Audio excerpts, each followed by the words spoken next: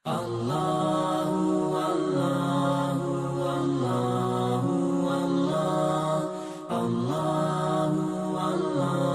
بدن پہ اتنے بال نہیں ہیں جتنے رسول اللہ کے احسانات ہیں. ہمارا ایک ایک بال قرض رسالت میں جکڑا ہوا ہے. خدا شناسی تو بڑی دور کی بات ہے، ہم خود شناس بھی نہیں تھے. ہمیں تو اپنے آپ کا بھی نہیں پتا تھا کہ ہم کون ہیں. اور مجھے بتاؤ، جس کو یہ بھی نہ خبر ہو کہ میں کون ہوں، اس کے پلے ہوتا کیا ہے؟ اقبال نے کہا تھا نا، اپنے من میں ڈوب کر پاجا سراغ زندگی، میرا نہیں بنتا تو نہ بن، اپنا تو بن. اور یہ اپنا بھی نہیں تھا، اسے پتہ ہی نہیں تھا، اسے شعور ذات ہی نہیں تھا، اسے خود آگہی کا نور ہی نصیب نہیں ہوا تھا.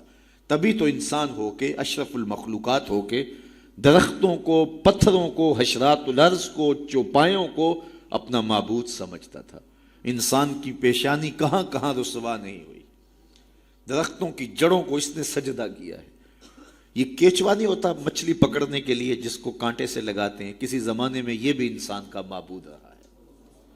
پتھروں کو اس نے معبود سمجھا، بہائم کو، چوپایوں کو، لٹکتے پھلوں کو، برستی بارش کے قطروں کو معبود سمجھتا رہا، بادل کو معبود سمجھتا رہا، تنکوں کو، حشرات الارض کو، بہتے پانیوں کو، جلتی آگ کو اور چلتی ہواؤں کو اپنا معبود سمجھتا رہا.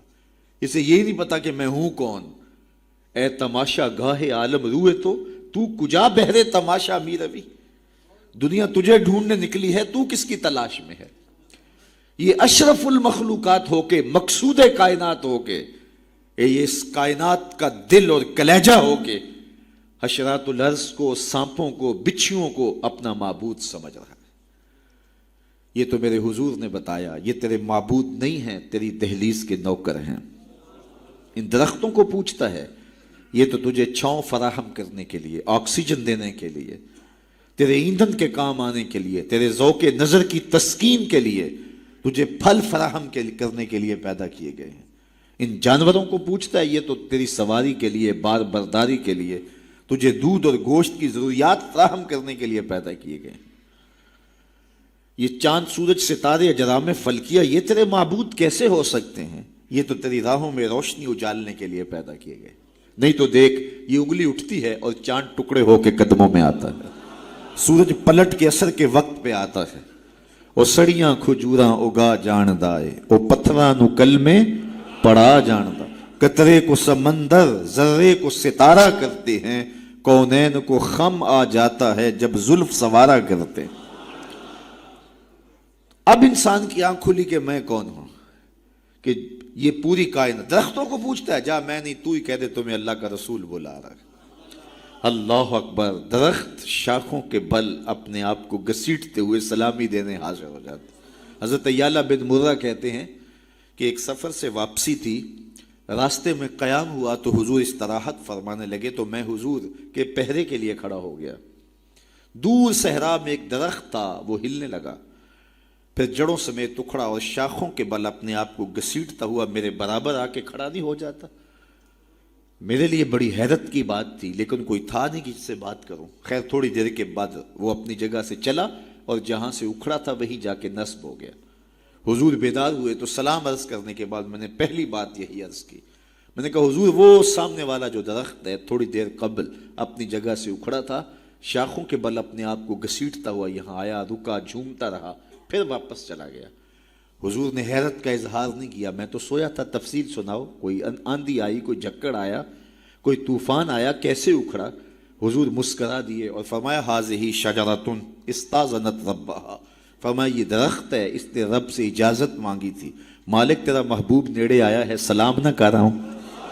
فاذن لھا، تو رب نے اس کو اجازت دے دی تھی، یہ مجھے سلامی پیش کرنے آیا تھا. تو پوری کائنات تو ان کے حسن کا طواف کرتی دکھائی دیتی ہے. وہ انگلی اٹھاتے ہیں، چاند کے ٹکڑے ہوتے ہیں، سورج پلٹ کے اثر کے وقت پہ آتا ہے، درخت کلمہ پڑھ رہے ہیں، کنکر بول کے گواہیاں دے رہے ہیں. اب انسان کی آنکھ کھلی کہ میں جن کو معبود سمجھتا تھا یہ تو ہمارے گرد طواف کر رہے ہیں. اب اس کی آنکھ کھلی، اب شعور سنبھلا اور اب وہ سمجھنے لگا کہ میں کون ہوں. اپنی حیثیت سے اب آگاہ ہوا. اللہ اکبر. بے خبر تو جوہر آئینہ ایام ہے، تو زمانے میں خدا کا آخری پیغام ہے. اسے اب اپنی ذات کا شعور ہونے لگا. خود سے ملاقات ہی تب ہوئی جب حضور تشریف لائے. تو راز کن فقاں ہے اپنی آنکھوں پر آیا ہو جا, خودی کا رازداں ہو جا, خدا کا ترجمہ ہو جا, خودی میں ڈوب جا غافل, یہ سر زندگانی ہے, نکل کر حلقہ شام و سحر سے جاوداں ہو جا, مسافے زندگی میں سیرت فولاد پیدا کر, شبستان محبت میں حریر و پر نیا ہو جا, گزر جا بن کے سیلے تند رو کو ہو بیاباں سے, گلستان راہ میں آئے تو جوئے نغمہ خاں ہو جا. تیرے علم و محبت کی نہیں ہے انتہا کوئی, نہیں ہے تجھ سے بڑھ کر ساز فطرت میں نوا کوئی. اسے اب پتہ چلا, اپنی ذات کی شناخت اب ہوئی. اللہ اکبر, کانپتا ہے دل تیرا اندیشہ طوفان سے کیا, نا خدا تو, بحر تو, کشتی بھی تو, ساحل بھی تو, دیکھ آ کر کوچائے چاکے گریباں میں کبھی, کیس تو, لیلا بھی تو, صحرا بھی تو, محمل بھی تو, وائے ناکامی کہ تو محتاج ساکی ہو گیا, میں بھی تو, مینا بھی تو, مستی بھی تو, حاصل بھی تو, آہ کس کی جستجو آوارہ رکھتی ہے تجھے, راہ تو, رہ رو بھی تو, رہبر بھی تو, منزل بھی تو, بے خبر تو جوہر آئینہ ایام ہے, تو زمانے میں خدا کا آخری پیغام ہے. تو اب انسان کو اپنی ذات کا شعور ہوا. خدا شناسی تو بڑی دور کی بات ہے, میں کہتے ہیں انسان کی اپنی ملاقات اپنے آپ سے تب ہوئی جب حضور آئے, خودی کا شعور تب ملا جب حضور آئے, من سے آگہی تب ہوئی جب حضور آئے. تو اگر وہ تشریف فرما نہ ہوتے, خدا شناسی تو بڑی منزل ہے, انسان خود شناس بھی نہ ہوتا, اپنے ذات سے بھی آگاہ نہ ہوتا. انسان ہو کے انسانوں کے گلے چیر رہا تھا. سکا باپ اپنی بیٹی زندہ درگور کر کے فخر کرتا تھا کہ میں نے اپنی آبرو بچا لی ہے. مائیں دنیا کی منڈیوں میں بکتی تھیں, باپ کی توقیر کوئی نہیں تھی. اور یہ تو میرے حضور آئے جنہوں نے آ کے بتایا کہ بیٹی عزت کی جگہ پر ہے. آپ نے یہ حدیث بارہا سنی ہوگی, علماء کرام سے بارہا سنی ہوگی, لیکن ذرا اس کو اس پہلو میں دیکھو. جب بیٹیوں کو زندہ درگور کر کے باپ فخر کر رہا تھا, اس زمانے میں میرے حضور نے کہا میری بیٹی میرے جگر کا ٹکڑا ہے. یہ صرف کلمہ تحسین ہی نہیں ہے, یہ کلمہ جہاد ہے. اس دور میں جب بیٹیوں کو زندہ درگور کر کے باپ فخر کر رہا تھا. آج تو ہر شخص اپنی بیٹی کو قرار جان سمجھتا ہے, بیٹی کو آنکھوں کا نور سمجھتا ہے, نور نظر سمجھتا ہے. بیٹی کے جہیز کے لیے باپ اپنی ساری زندگی لگا دیتا ہے, پردیس کاٹ دیتا ہے. جوان بھائی فیکٹری میں اوور ٹائم لگاتا ہے, میں بہن کے ہاتھ پلے کرنے. تو آج اگر بیٹی کے بارے میں کوئی محبت بھرے جملے کہے جائیں تو بڑی بات نہیں ہے. جب باپ زندہ درگور کر کے فخر کرتا تھا, معاشرے سے اسے داد ملتی تھی کہ تو نے بیٹی کو زندہ درگور کیا ہے, اس زمانے میں میرے حضور نے کہا کہ میری بیٹی میرے جگر کا ٹکڑا ہے. اللہ اکبر, کیسی تبدیلی آئی. ایک موقع آیا, فرمایا کہ جو دو بیٹیاں یا دو بہنیں ان کی اچھی تربیت کرے اور ان کو پروان چڑھائے اور ان کی اللہ کی رضا کے لیے شادی کر دے, تو قیامت کے دن وہ میرے ساتھ اس طرح قریب ہوگا جس طرح یہ دو انگلیاں قریب ہیں. تو مجلس میں موجود ایک صاحب اٹھے, کہا حضور اگر کسی کی دو بیٹیاں نہ ہوں تو ذرا اس کے پیچھے جھانکنے کی کوشش کیجئے, کہاں بیٹیاں زندہ درگور ہوتی تھیں اور کہاں ایک بیٹی والا سوچ رہا ہے کاش کہ میری بھی دو بیٹیاں ہوتی اور میں یہ احساس پاتا. تو یہ معاشرے کو ایک رنگ دیا, معاشرے کو ایک آہنگ دیا, خدا شناسی بھی دی, خود شناسی بھی دی. انسانی حقوق جو پامال ہو رہے تھے ان کو بحال بھی کیا. انسان اپنی عزت برباد کر رہا تھا, اجرام فلکی اور مظاہر فطرت کے سامنے ان کے چرنوں میں جھک کر کے اس کو اس کی خودی کا سبق دیا کہ تو کون ہے اور کہاں کھڑا ہے. ایک شخص ایمان لانے کے بعد حضور کی خدمت میں حاضر ہوا اور کرتا ہے جاہلیت کے زمانے کی دو باتیں ہیں, ایک یاد آتی ہے تو ہنسی نہیں رکتی اور ایک بات یاد آتی ہے تو آنسو نہیں تھمتے. کہا وہ کون سی دو باتیں ہیں؟ کہا وہ بات جو یاد آئے تو ہنسی نہیں رکتی وہ یہ ہے کہ میں ایک لمبے سفر پہ گامزن تھا. میں نے سفری معبود پتھر کا بنا ہوا ایک بت بھی اپنے سامان میں باندھ لیا کہ راستے میں پوجا پاٹ بھی چلتی رہے گی. لیکن جب سامان اٹھایا تو سامان بہت بوجھل تھا. میں نے سوچا کہ یہ تو میں اپنے ہی معبود کے بوجھ تلے دب کے رہ جاؤں گا. تو میں نے اس کو نکال دیا اور آٹا یا ستو گوندھ کر کے میں نے ایک چھوٹا سا معبود تیار کیا, اور اس کو دھوپ میں رکھ کے خشک بھی کر لیا کہ مزید ہلکا پھلکا ہو جائے، اور اس کو اپنے سامان میں اپنے ساتھ رکھ لیا۔ پوجا پاٹ بھی چلتی رہی۔ خیر جو میرا اندازہ سفر تھا توشہ سفر بھی میں نے اس کے مطابق لیا تھا، لیکن سفر کوئی 2-4 دن اوپر چلا گیا، توشہ سفر ختم ہو گیا۔ ایک آدھ دن تو میں نے بھوک کاٹی، لیکن جب انتڑیوں میں بل پڑنے لگے اور مجھ سے گوارا نہ ہوا تو میں نے تھیلے سے اپنے اس معبود کو نکالا جو آٹے کا بنا ہوا تھا، اس کو پتھر پہ رکھ کے کوٹا، پھر اس میں پانی ڈالا، پھر اس کو گوندا، پھر روٹی پکائی، اور پھر کہا میرے معبود اب کام نہیں آئے گا تو کب آئے گا؟ اب تو میری انتڑیوں میں بل پڑ رہے ہیں۔ مجھے جاہلیت کے زمانے کی وہ یاد آتی ہے تو مجھے اس بت کی بے بسی پہ ہنسی آتی ہے۔ کیسا بے بس معبود تھا جو اپنے پجاری کو اتنا بھی گزارش نہیں کر سکتا تھا، مجھے پوجنے والے میرے پہ اتنا تو ترس کھا، اب مجھے دانتوں تلے چبا کے تاریک میدے میں پھینکے گا، پھر گندگی کے ڈھیر پہ ڈال آئے گا۔ آخر میں تیرا معبود رہا ہوں، میرے پر یہ قیامت تو نہ توڑ۔ تو ایک تو وہ یاد آتی ہے بات تو میری ہنسی نہیں رکتی، اور جو دوسری بات مجھے یاد آتی ہے تو میرے آنسو نہیں تھمتے، اور وہ یہ ہے کہ میری بیوی امید سے تھی اور میں لمبے سفر پہ گیا، کئی سالوں کے بعد واپس پلٹا تو میرے آنگن میں بیٹی کھیل رہی تھی۔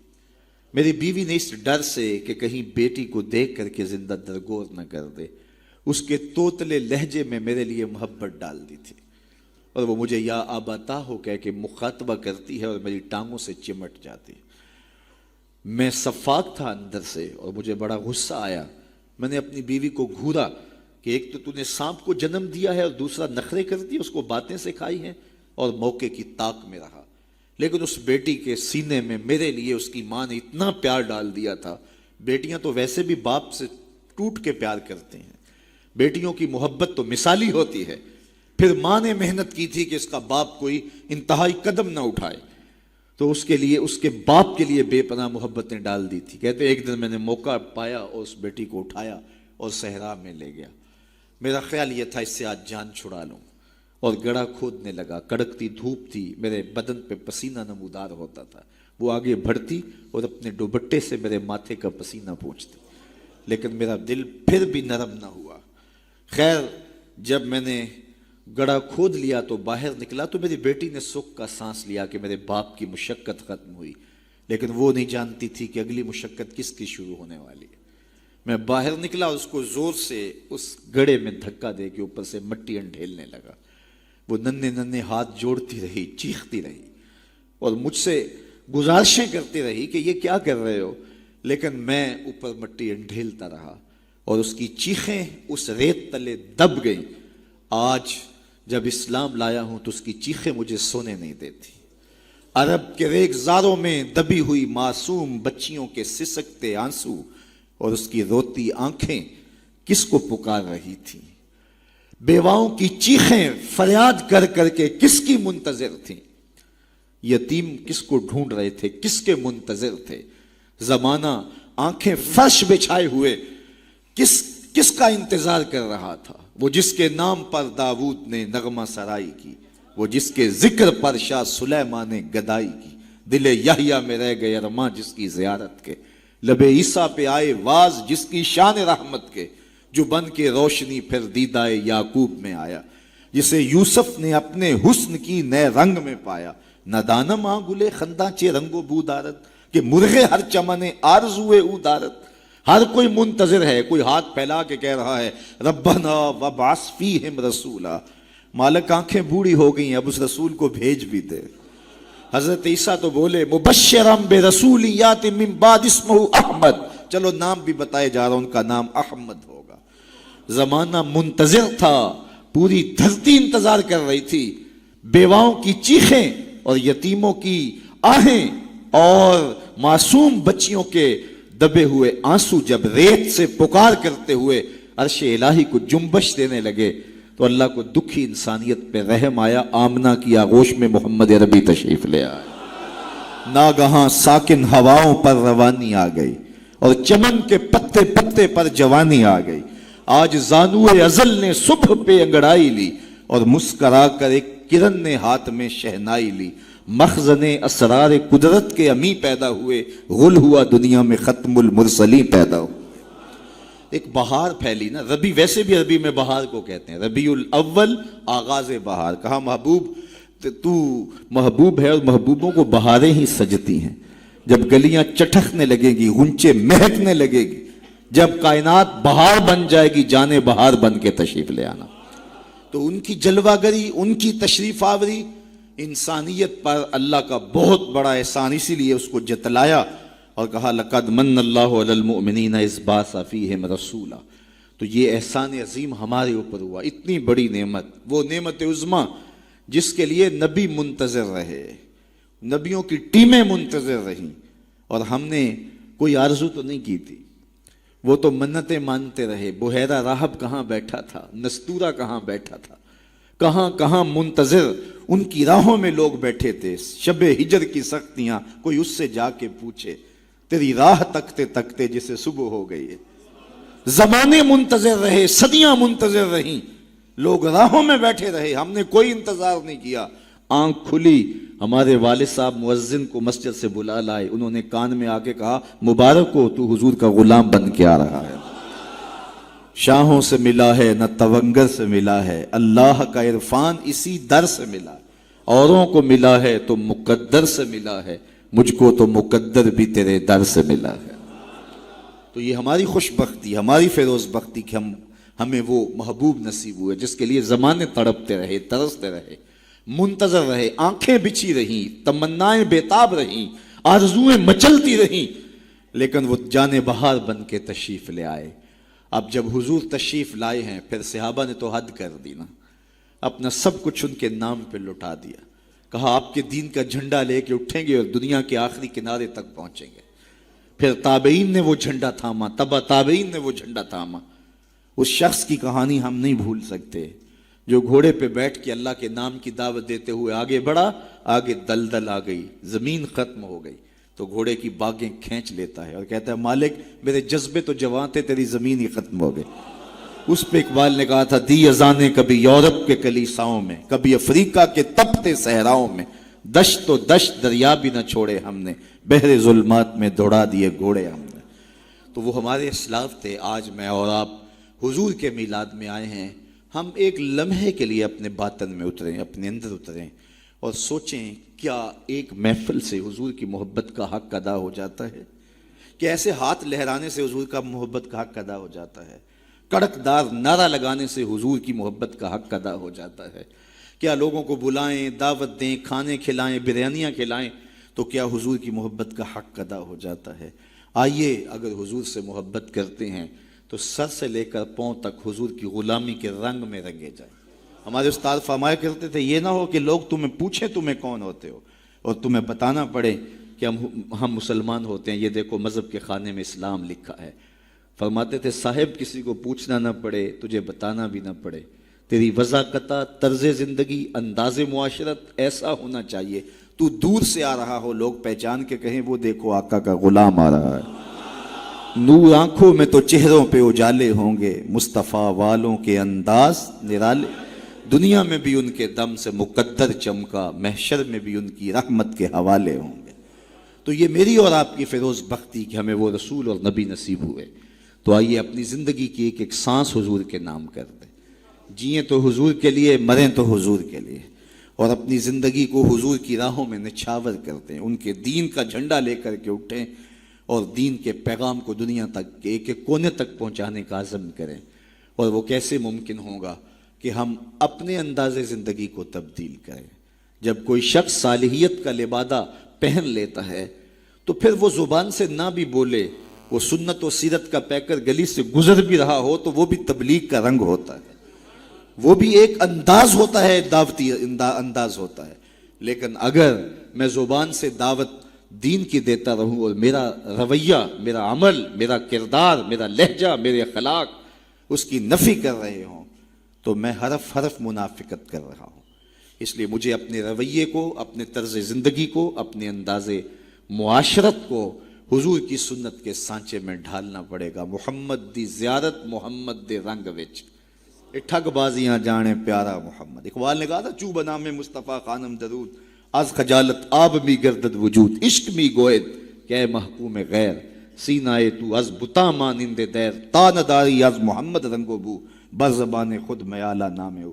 تو اس کو پنجابی میں جو ہے وہ قلم توڑ دیا. اللہ اکبر. یاری لا تو پاک نبی سنگ اے پر پوری یاری. ذرا دیکھیے شعر کا حسن دیکھیے, اٹھان دیکھیے. یاری لا تو پاک نبی سنگ اے پر پوری یاری, پھر درود قبول ہے تیرا لکھ نہ لو ایک واری. تو اپنے آپ کو ان کی محبت کے رنگ میں رنگ لو, اور پھر دیکھنا کہ حضور کی محبتیں اور رحمتیں کیسے برستی ہیں.